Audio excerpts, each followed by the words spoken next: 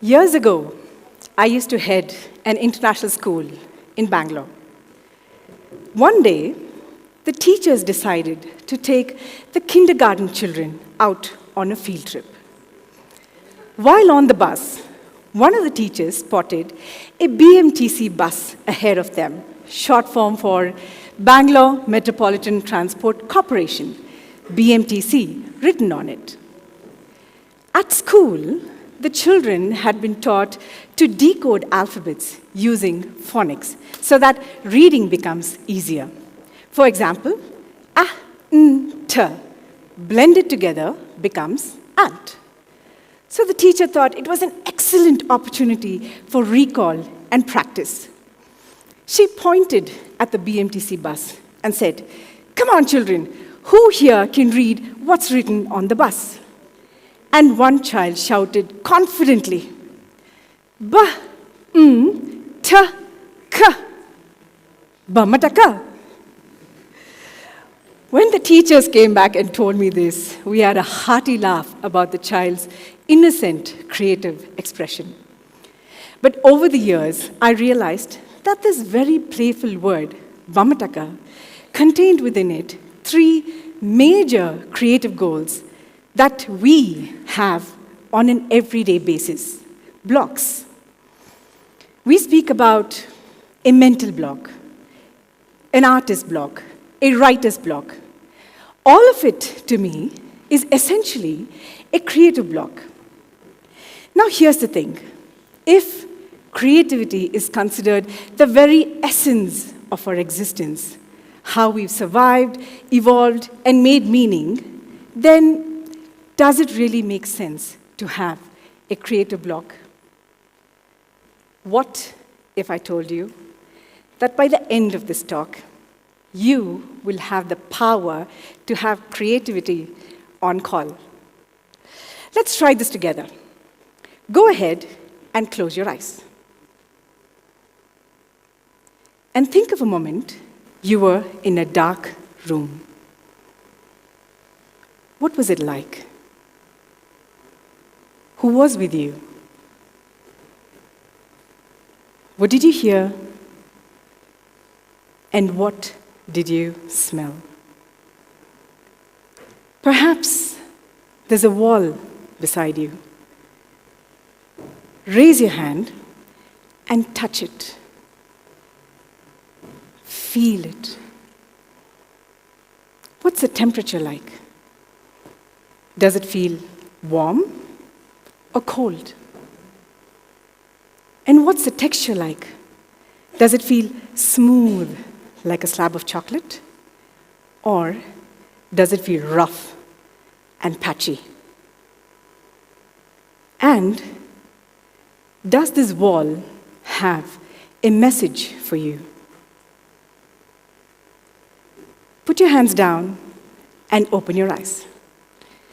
Congratulations, you just experienced covert hypnosis and slipped into your subconscious mind, which contains 95% of your brain's overall information with just 2 simple prompts.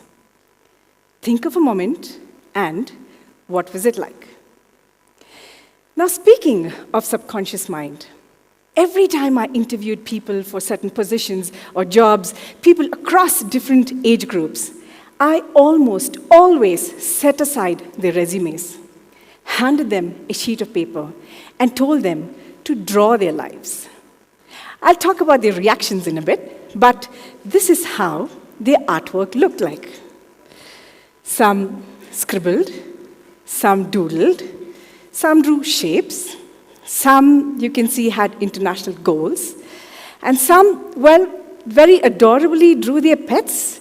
It's just that I couldn't make out if it was a cat or a cow. While their art conveyed a lot about how they think, feel, and handled unexpected situations, my reason for having them draw was not to analyze them. Instead, this: to jolt their amygdalas, their brain's emotional core, to pull them out of autopilot, their rehearsed ways of thinking, and to unload their 5% cognitive mind, rather prefrontal cortex, so that they can begin expressing themselves authentically. Go back today and look at the number of papers on which you would have scribbled. Now that is your cognitive mind telling you, honey, it's not me, it's you.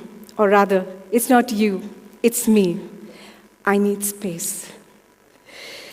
Now, these are times that my cognitive mind has broken up with me, particularly during meetings.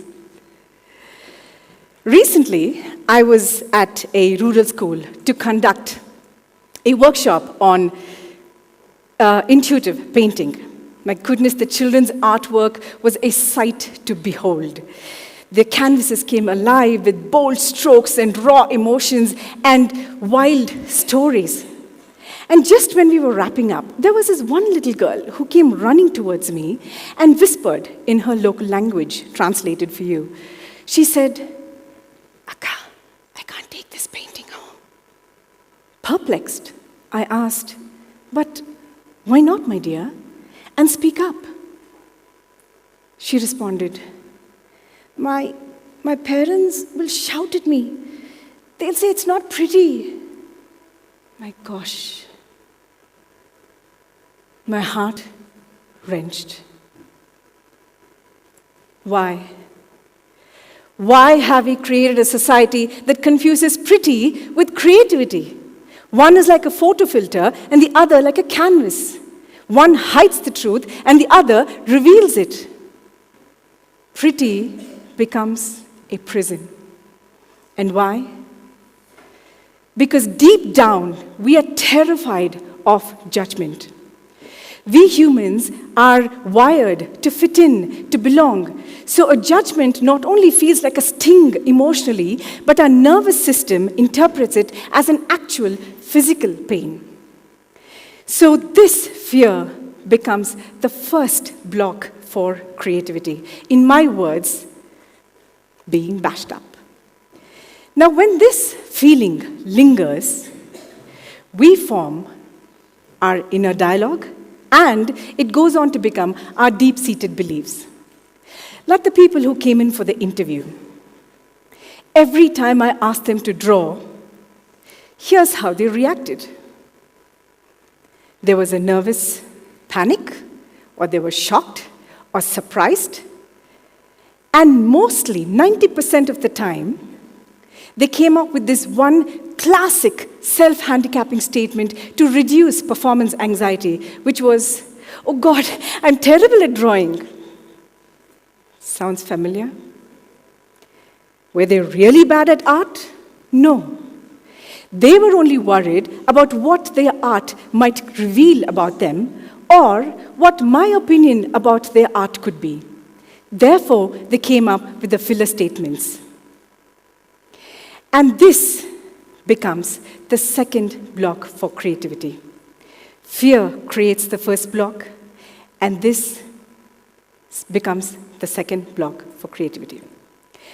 Studies show that we have 33 different types of senses, out of which 15 to 18 can be consciously accessed by us. This is not biology trivia.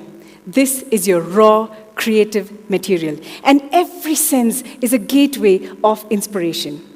In the first exercise that you did today, you were easily able to tap into about 8 different senses. And yet, we do not practice this on an everyday basis because practicing it means becoming aware, being by ourselves, getting in touch with the fear, our belief, our rage, our anxiety, even happiness. So this block to go within ourselves, to tune deeper, becomes the third block for creativity. So now we have it, all the 3 blocks for creativity. And what's the solution? Well, while you may think it's obvious and it's creativity, it's not. It's conscious creativity. What's the difference, you may ask? Well, narrating a story at a TEDx is creativity. but narrating a story after story after story and looping it all three together to send you into a mild trance, which you're in right now, to drive home the point is conscious creativity. So here's Bamataka in all its glory. Being bashed up creates mind-made beliefs, which in turn creates a resistance to go deeper within. And the solution to it is conscious creativity. Notice how we create all of this as well. All right, we understand what is conscious creativity, but how do we get it on call? When I transitioned from corporate to education, I took over as an Atelierista for an institution.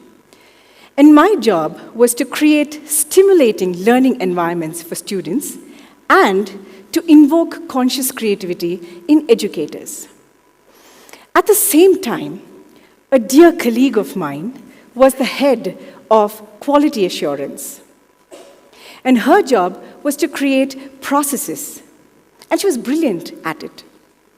And we'd very often joke about how distinctly different our job roles were within the same system. Both very important, though. Her job was to identify flaws in the environment, and my job was to identify beauty in the environment. Basically, she was the Sherlock Holmes of cracks on the wall, and I was the artist painting an ode to the very same cracks because it let the sunlight in. And I'd often pondered as to what shaped me into thinking this way. Thanks to my upbringing in the Nilgiris, which means a lot of nature and exploration. Believe you me, I have spent hours and hours playing with ants, being mesmerized by the world. I have spent a lot of time observing flies rub their hands, clean their bodies, go back on dirt. Rub their hands, clean their bodies, and go right back on dirt. And I'd wonder, why? I have spent a lot of time noticing the different colors of veins that people had on their hands and legs. Blue, green, pink, purple. How, I wondered and wished, rather dreamt, for a turquoise-colored vein. And I've jumped on various steps, understanding and studying the acoustics of it, until my feet started observing me and my eyes no longer had to watch. And all of it transformed when I became conscious of it. I realized I did not have to wait for an inspiration to strike me.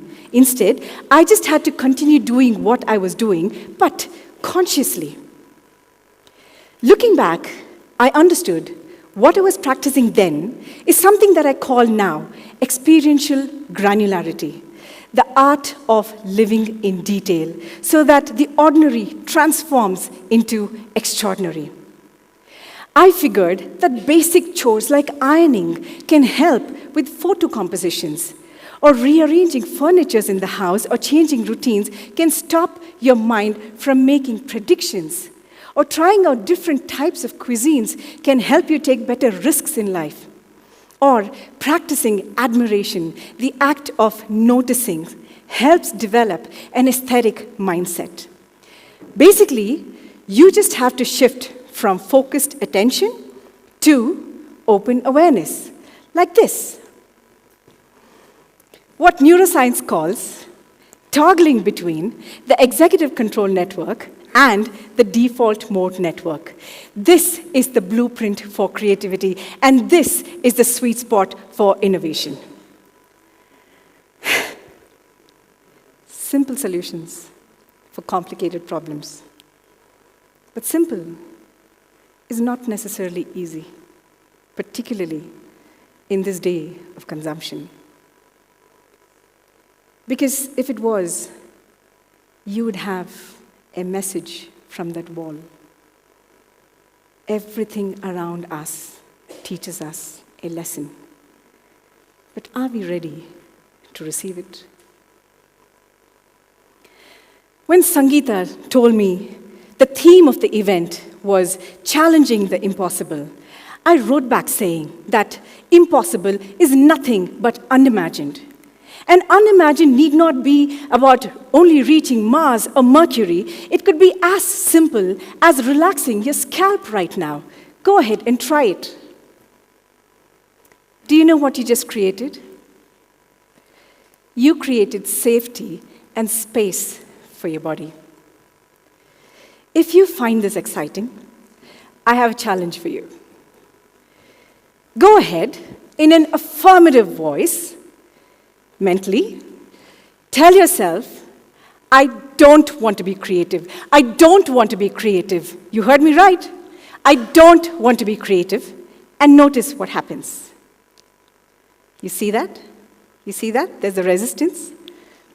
Because now you're ready to create every moment of your life. You are ready to observe and integrate, not in a way that exhausts you, but in a way that sparks insight. You are now ready to create not just your emotions and your thoughts, but your body and your immunity. You are now ready to create your wisdom, your philosophy, your ethics, your values, your integrity. You are now ready to create resonance and rapport and long-lasting relationships and abundance. And maybe, like Alina and Nayak, you are now ready to create opportunities. If this is exciting, if this gives you the agency and the power, then go ahead and double that feeling. Double that feeling. Double that again. And as you're doubling it, go ahead and touch your tongue on your upper palate and seal it, solidify it, anchor it. Because now you know that creativity is not something that you do. Creativity is who you are. And as you double that feeling, remember once again that very playful word, Bamataka. And whenever you want to feel consciously creative, all that you have to do is put your tongue on your upper palate and you would have it.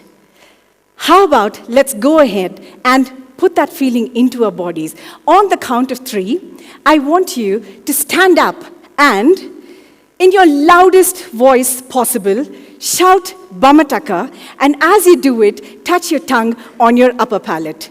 1, 2, 3.